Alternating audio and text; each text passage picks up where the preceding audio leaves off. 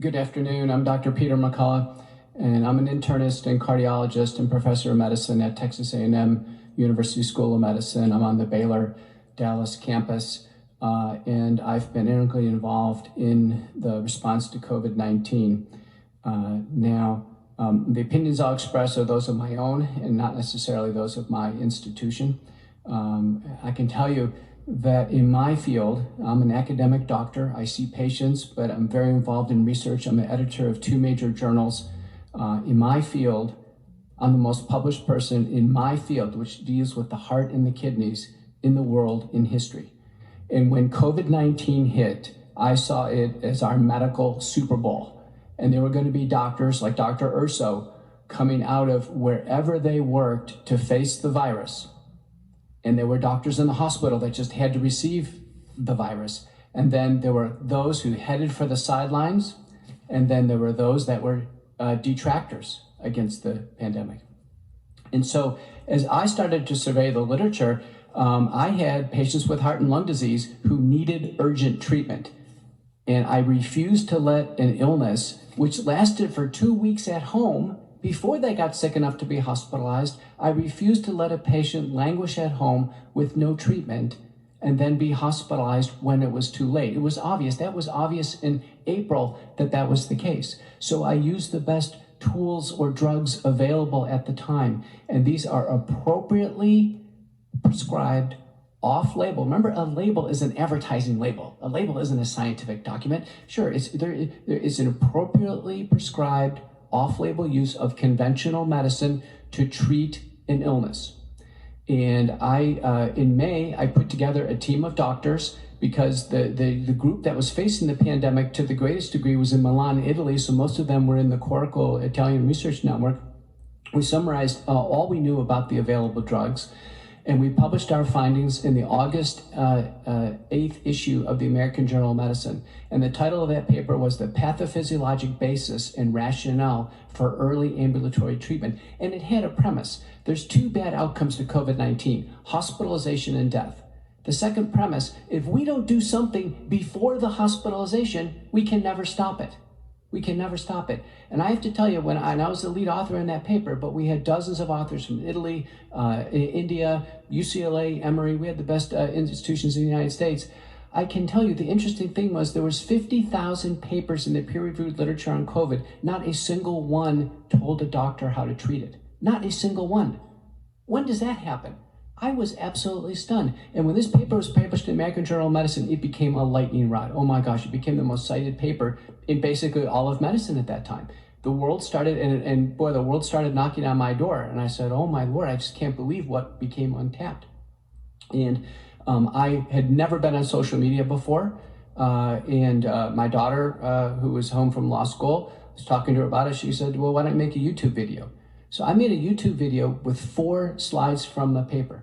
This is a peer-reviewed paper published in one of the best medical journals in the world. 4 slides. I even wore a tie and a suit, and she showed me how to record it in PowerPoint, and I posted it on YouTube. It went absolutely viral. And within about a week, YouTube said, you violated the terms of the community. And that's when Senator Johnson's office got involved in Washington and said, oh my gosh, this is important scientific information to help patients in the middle of this crisis, and social media is striking it down. Based on what authority? Well, one thing led to another, and I became the lead witness for the U.S. Senate testimony of November 19th, 2020. And the reason why there was Senate testimony is because there was a near total block on any information of treatment to patients. A near total block. And so what had happened over time is that we had gotten into a cycle in America of no information on treatment. Patients actually think that the virus is untreatable. And so what happens is they go out to get a diagnosis. Now, I'm a COVID survivor. My wife in the galley is a COVID survivor. My father in a nursing home is a COVID survivor. You get handed a diagnostic test. It says, here, you're COVID positive. Go home. Is there any treatment? No.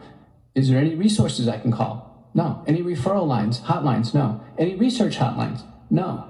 That's the standard of care in the United States. And if we go to any one of our testing centers today in Texas, I bet that's the standard of care. I bet that's the standard of care. No wonder We have had 45,000 deaths in Texas. The average person in Texas thinks there's no treatment. They honestly think there's no treatment. They don't even know about these EUA antibodies. You heard from a 90-year-old gentleman who got bamlanivimab. Terrific. Where's the focus? There's such a focus on the vaccine. Where's the focus on people sick right now? This committee ought to know where all these monoclonal antibodies are. They ought to know where all the treatment protocols are. They ought to have a list of the treatment centers in Texas that actually treat patients with COVID-19.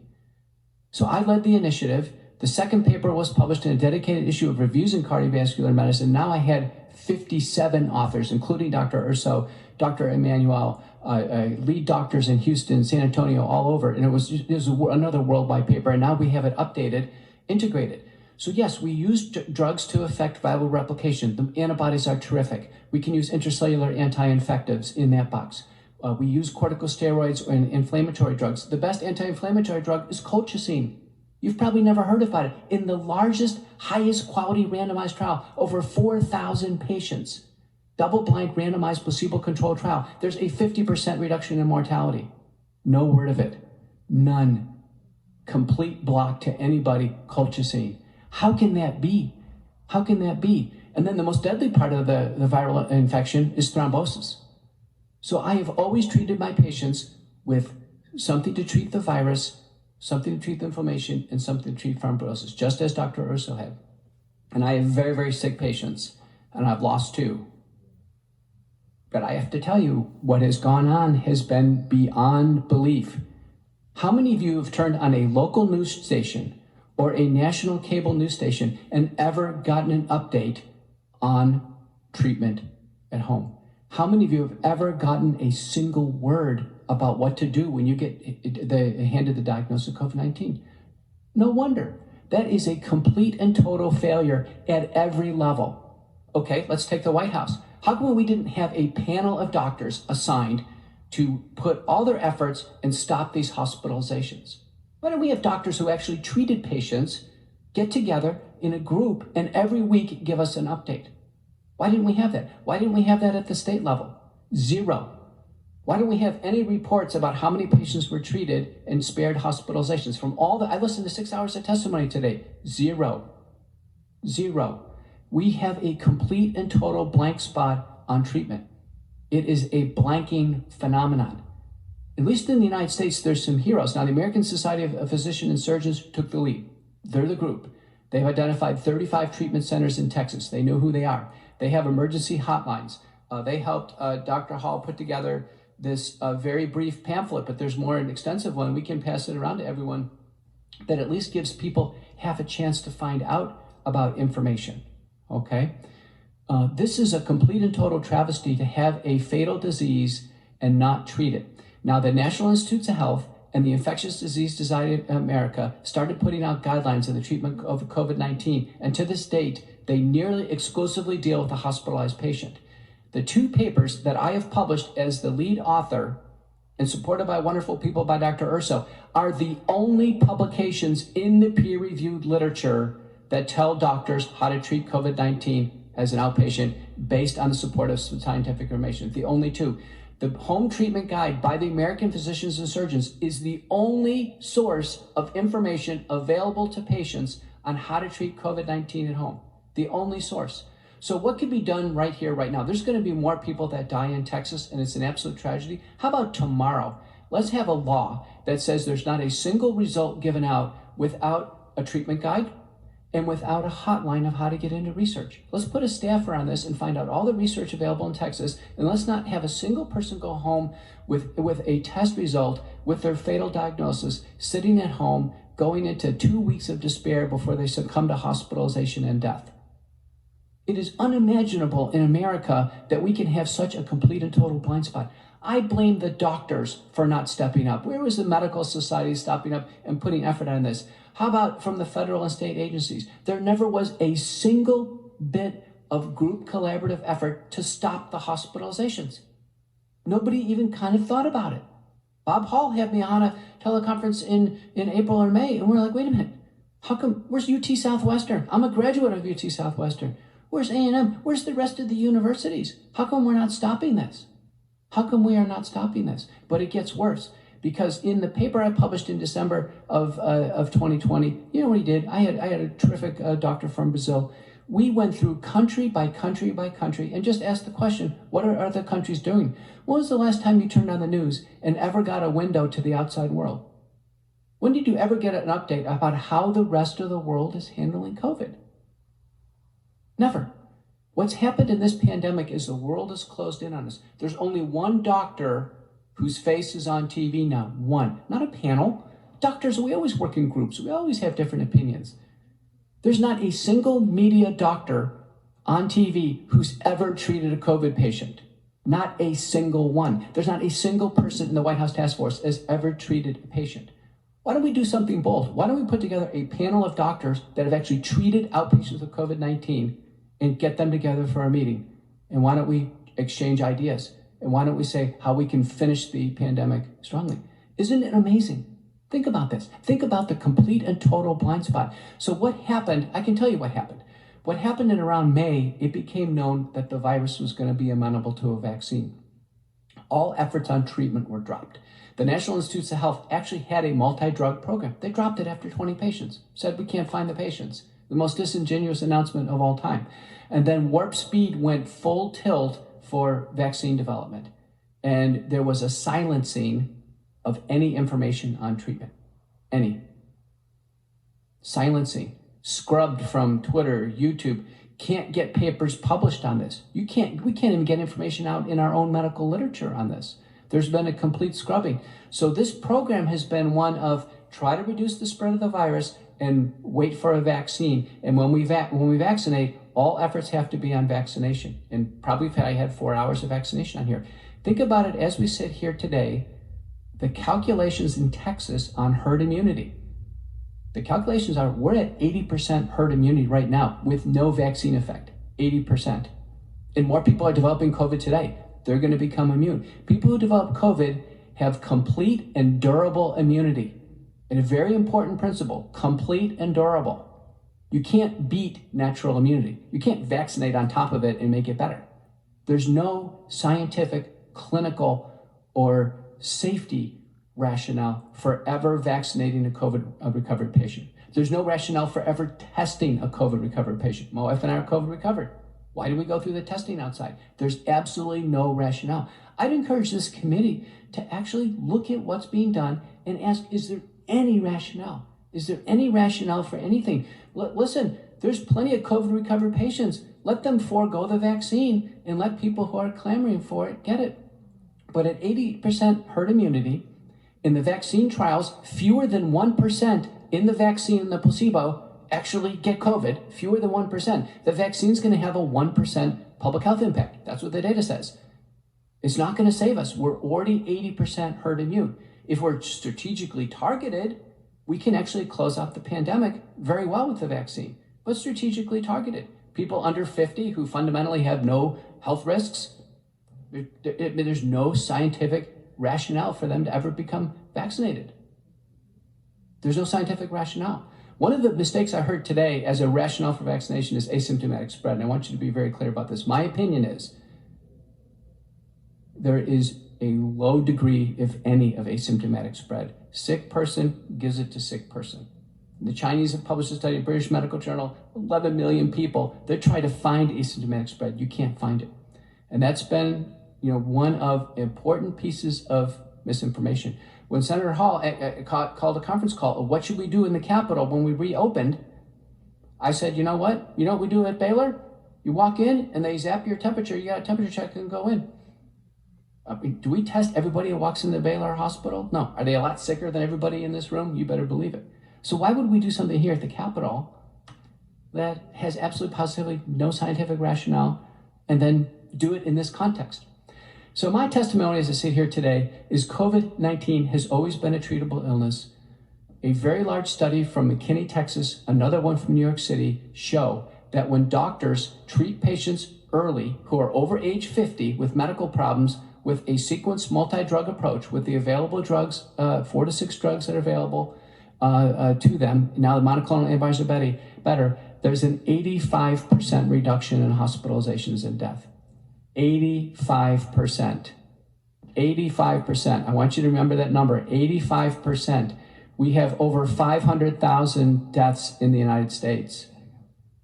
The preventable fraction could have been as high as 85% if our pandemic response would have been laser focused on the problem, the sick patient right in front of us. We were focused over here and focused over there and focused on masks and what have you. Laser focused, sick patient, treat them.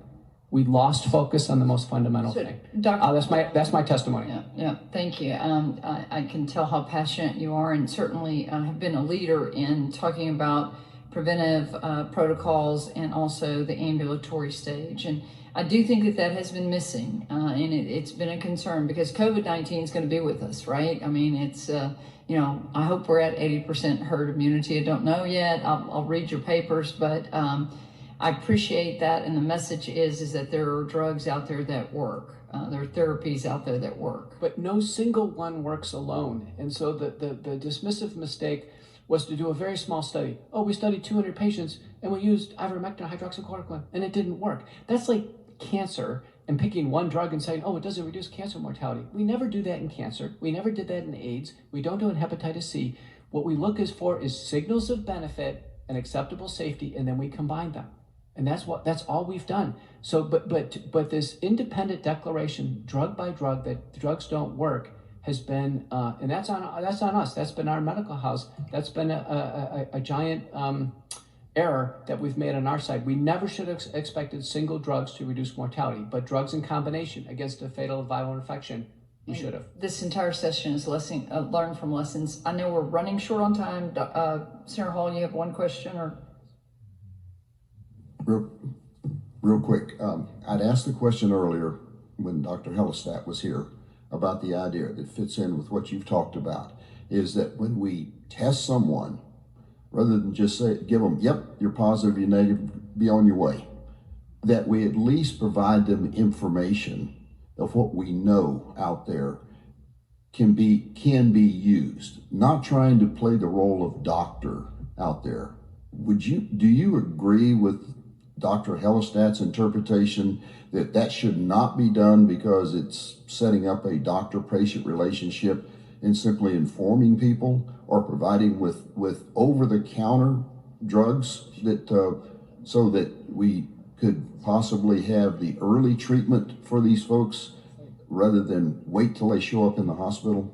We could at least have a physician group approved a guide. The AAPS guide has been used in over 500,000 cases in the United States. In fact, the early treatment is probably what prevented us from overflowing the hospitals in the last quarter of the year. When I testified, I said, listen, we're on track, and I was very convinced of this. We're on track of overflowing our hospitals. Our break point was 135,000 in the hospitals in the United States. We hit 128.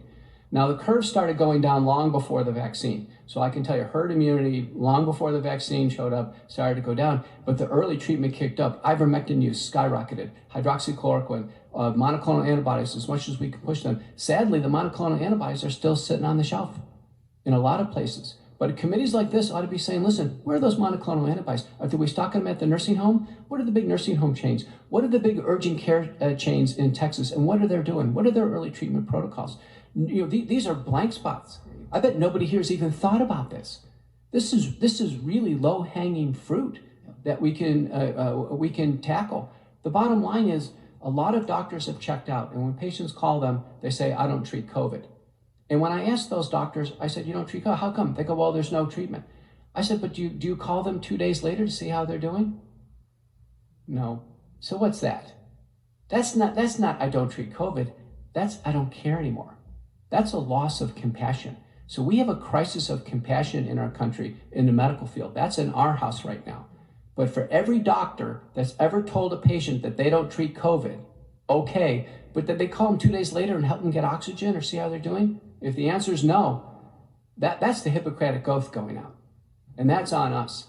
And I'm telling you, we have a real self-check to do in the House of Medicine.